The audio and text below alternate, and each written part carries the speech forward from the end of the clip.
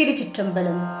இருந்த மனத்தை இசையை இருத்தி பொருந்தி லிங்க வழியது போக்கி திருந்திய காமன் செயலழித்து அங்கன் அருந்தவ யோகம் கொருக்கை அமர்ந்ததே.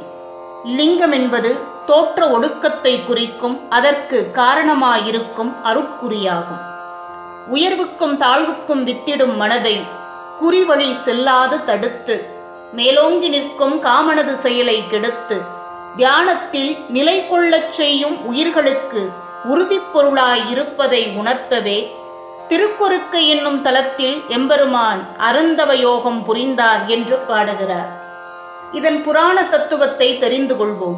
சிவனிந்தனை புரிந்த தக்கனின் செயலால் வருந்திய தாட்சாயினி பரம்பொருளிடம், தக்கனால் வளர்ந்த இவ்வுடம்பை யான் போற்றேன். வருங்காலம் தக்கனின் மகள் தாட்சாயினி என்று சொல்வதை நான் விரும்பவில்லை.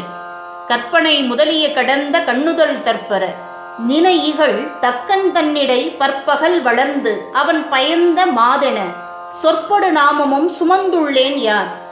இந்த உடல் எனக்கு பாரமாயிருக்கிறது, அந்த பழிச்சொல் எனக்கு வேண்டாம். எனவே இவ்வுடலை துறந்து இமயமலையில் என்னை நோக்கி தவம் புரியும் பர்வதராஜனுக்கு மகளாய் பிறக்க அனுமதி தந்து அருள் புரிய வேண்டும் என்று வேண்டினானாம். பெருமானும் உன் விருப்பப்படியே ஆகட்டும் என்றார். உமையன்னை இமயமலையில் பர்வதராஜனுக்கு மகளாய் தோன்றி வளர்ந்து வந்தாள். சிவனோ சக்தியின்றி சனாகதி முனிவர் நால்வருக்கும் மௌனத்தார் ஞானத்தை உபதேசித்து வந்தார். யோகமூர்த்தியாய் அவர் இருந்த ஒவ்வொரு கணமும் உயிர்களுக்கு பல யுகங்களாய் தோன்றியது. இறைவனை அவமதித்த தக்கன் யாகத்தில் கலந்து கொண்ட தேவர்களும் ஒரு பக்கம் சூரபதுமனால் பல இன்னல்களுக்கு ஆளானார்கள். சூரனின் துன்பத்தை தாங்க மாட்டாத தேவர்கள் ஒன்று கூடி ஆலோசித்தார்கள். இறைவன் தன்னை ஒத்த ஒரு குமரனை தந்து நம் துன்பங்களை எல்லாம் தீர்ப்பதாக நமக்கு வாக்கு தந்திருக்கிறார். இது நடைபெற வேண்டுமென்றால் பர்வதமலையில் பரமனை நோக்கி தவக்கோலத்தில் இருக்கும் பார்வதியும் தன் நிட்டை களைந்து சிவபெருமானும் ஒன்று சேர வேண்டும். அப்போதுதான் ஒரு குமரன் தோன்றுவான். அதன் பிறகுதான் நம் துன்பத்திற்கு எல்லாம் தீர்வு கிடைக்கும். என்ன செய்வது? காலமும் போய்கொண்டிருக்கிறது. இதை அறியாமல் பரமனும் யோகமூர்த்தியாய் விற்றிருக்கிறார். இருதலை கொல்லி எறும்பு போல சூரனிடம் அகப்பட்டு கொண்டிருக்கும் தங்கள் துயர் தீரும் காலம் எப்போது என்று சொல்லி புலம்பினார்கள்.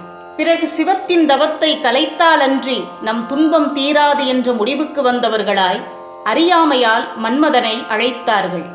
மன்மதனிடம் பரமன் மீது மலர்க்கணைகளை செலுத்தும்படி பிரம்மன் கட்டளையிட மன்மதன் அஞ்சினான். ஞானத்தின் முன்னால் காமபானம் செல்லுபடியாகுமோ? அவன் திருமேனியே அக்னி வடிவம். எம்பெருமான் கையும் நகையும் கதிரார் விழியும் நெய்யும் தழலாம்.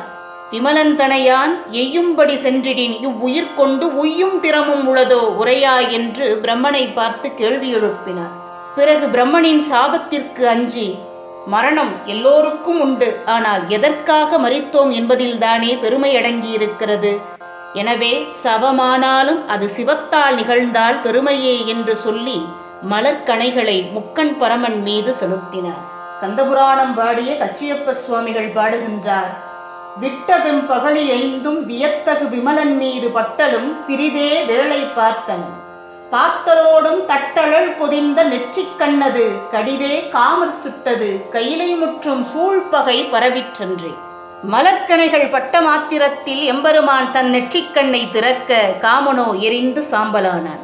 பின் அவன் மனைவி ரதியின் மன்றாடுதலுக்கு இறங்கிய பரம்பொருள் அவன் குற்றத்தை மன்னித்து அருவமாக உலவ அருள் புரிந்தார். உயிர்கள் அனைத்தையும் அனுபவித்து வாழ்வதற்காகத்தான் இறைவன் சகலத்தையும் படைத்திருக்கிறான்.